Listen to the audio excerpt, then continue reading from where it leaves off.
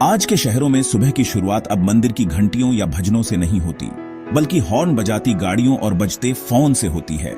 हमने कांच और स्टील के टावर तो बना लिए हैं, लेकिन आसमान और उस विश्वास को खो दिया है जिसने कभी हमें जमीन से जोड़े रखा था। मंदिर और मस्जिद खामोश खड़े हैं, उनकी कहानियां फीकी पड़ रही हैं क्योंकि नए नए रिवाज, स्क्रीन स्क्रॉल करना, ऑनलाइन कम्युनिटीज पुरानी परंपराओं की जगह ले रहे हैं। हम जानकारी में तो अमीर हैं, लेकिन अक्ल में गरीब। टेक्नोलॉजी से जुड़े हुए हैं, फिर भी बहुत अकेले हैं। तरक्की हमें आस्था की नदी से दूर ले गई है। हमने अंदरूनी शांति को मटेरियल सक्सेस से बदल दिया है। भूली हुई घंटी की गूंज हमें आत्मा की गहराई तक की अमीरी के रास्ते की याद दिलाती है, जो अब दुनियावी चीजों के पीछे छिप गई है। शर्मा परिवार में सुबह की शुरुआत अलार्म से होती है, प्रार्थना से नहीं। रोहन, एक यंग इंजीनियर, अपने दिन की शुरुआत नोटिफिकेशन और डेडलाइन से करता है, जबकि उसकी मां नाश्ता बनाने में लगी रहती है। परिवार बारी बारी से खाता है, हर कोई अपनी अपनी स्क्रीन में खोया रहता है। बातचीत की जगह खबरों और डिवाइसेस का शोर ले लेता है। घर एक ट्रांजिट लाउंज जैसा ज्यादा लगता है, एक सुकून की जगह जैसा कम। जिंदगी को काम और चीजों से मापा जाता है, न कि साथ बिताए पलों या मतलब से। कंफर्ट और सक्सेस के पीछे भागते हुए परिवार यह भूल गया है कि बस साथ कैसे रहना है। आत्मा भूखी रहती है, उपलब्धियों से परे कनेक्शन और मकसद के लिए तरसती है। एक शांत कोने में अम्मा, रोहन की दादी, एक अलग रिदम से जीती हैं। उनका दिन प्रार्थना और शांति में बीता है। एक शाम रोहन को एक लंबे बेकार दिन के बाद परेशान देखकर अम्मा उसके पास बैठ जाती हैं। वह धीरे से पूछती है, बेटा, तुम अपना पेट भरने और अपना बैंक अकाउंट भरने के लिए इतनी मेहनत करते हो, लेकिन तुम अपनी आत्मा को खिलाने के लिए क्या करते हो?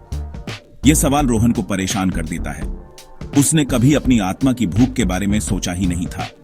अपनी सक्सेस के बावजूद वह खाली महसूस करता है, एक ऐसा खालीपन जिसे कोई उपलब्धि भर नहीं सकती। अम्मा की मौजूदगी से एक ऐसी शांति निकलती है जिसे वह समझा नहीं सकता, एक ऐसी दौलत जो मटेरियल चीजों से परे है। उनका सीधा सा सवाल उसके दिमाग में एक ऐसे दुनिया का दरवाजा खोल देता है जिसे उसने लंबे समय से नजरअंदाज किया था। पहली बार रोहन एक जवाब ढूंढना चाहता है।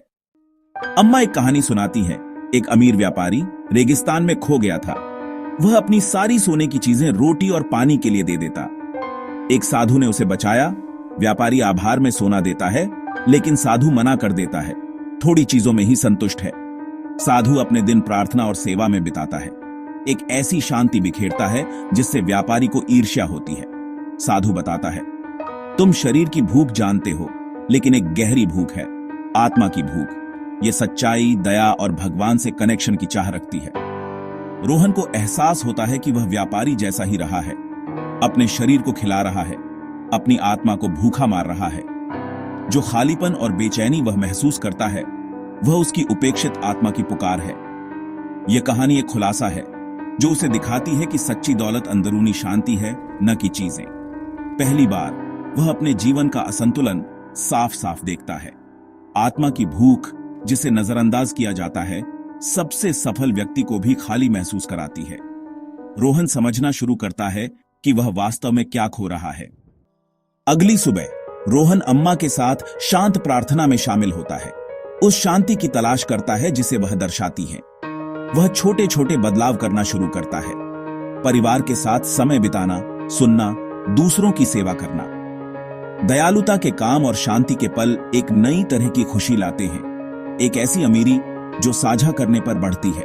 जीवन के दबाव बने रहते हैं, लेकिन उसके अंदर कुछ बुनियादी बदलाव आता है। वह सीखता है कि आध्यात्मिकता दुनिया को त्यागने के बारे में नहीं है, बल्कि इसके साथ अधिक होशपूर्वक और दयालुता से जुड़ने के बारे में है। सच्ची सक्सेस शरीर और आत्मा दोनों को पोषित करना है। कनेक्शन, सेवा और आभार में मतलब ढूंढना। अपनी आत्मा को खिलाकर रोहन शांति पाता है और दूसरों के लिए एक रोशनी बन जाता है।